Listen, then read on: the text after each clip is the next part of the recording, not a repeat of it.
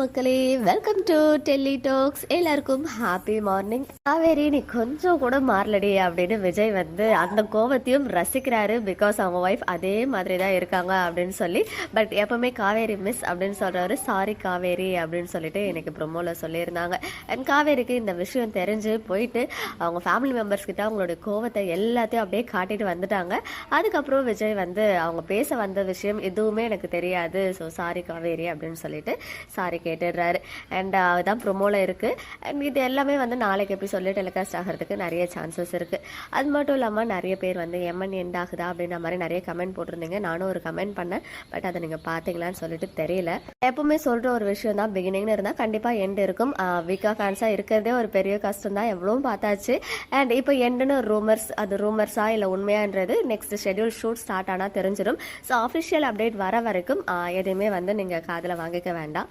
எதுனாலும் நம்ம அக்செப்ட் பண்ணிக்கிற மனப்பக்குவம் இருக்கு. ஸோ கண்டிப்பாக வந்து வெனஸ்டே அன்னைக்கு ஷூட் ஸ்டார்ட் ஆகும் அப்படின்னு சொல்லும் போது அப்பவே நமக்கு தெரிய வந்துடும் அதுதான் லாஸ்ட் ஷெட்யூலா இல்லை சீரியல் வந்து கண்டினியூ ஆகுமா அப்படின்னு சொல்லி. ஸோ கோ வித் த ஃப்ளோவா நம்மளுமே வந்து போயிட்டே இருக்கலாம். ஸோ இப்போதைக்கு அதை நினச்சி யாரும் வரி பண்ண வேண்டாம். கம்மிங் வெனஸ்டேக்கு மேலே அப்டேட் கிடைச்சதும் ஷேர் பண்ணுறேன். ஸோ இப்போ வரைக்கும் எதுவுமே வந்து உறுதி கிடையாது, எல்லாமே சேனலோடைய டெசிஷன் தான். நிறைய பேர் என் ஹெல்த் இஷ்யூஸ் பற்றியுமே கேட்டிருந்தீங்க.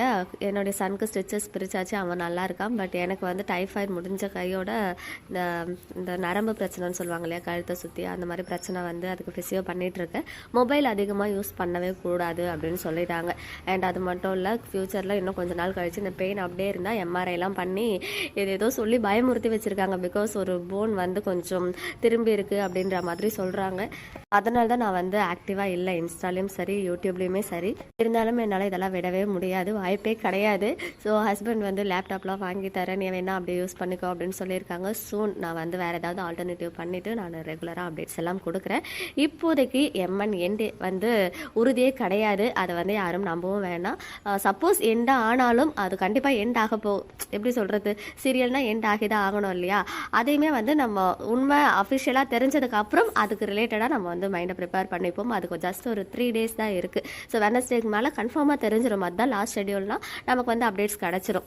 அதையே நினச்சி ஃபீல் பண்ணிக்கிட்டு கமெண்ட் எல்லாம் பண்ண வேண்டாம். ஸோ கோ வித் த ஃப்ளோவாக நம்ம வந்து சீரியலோடைய கரண்ட் எபிசோட்ஸை என்ஜாய்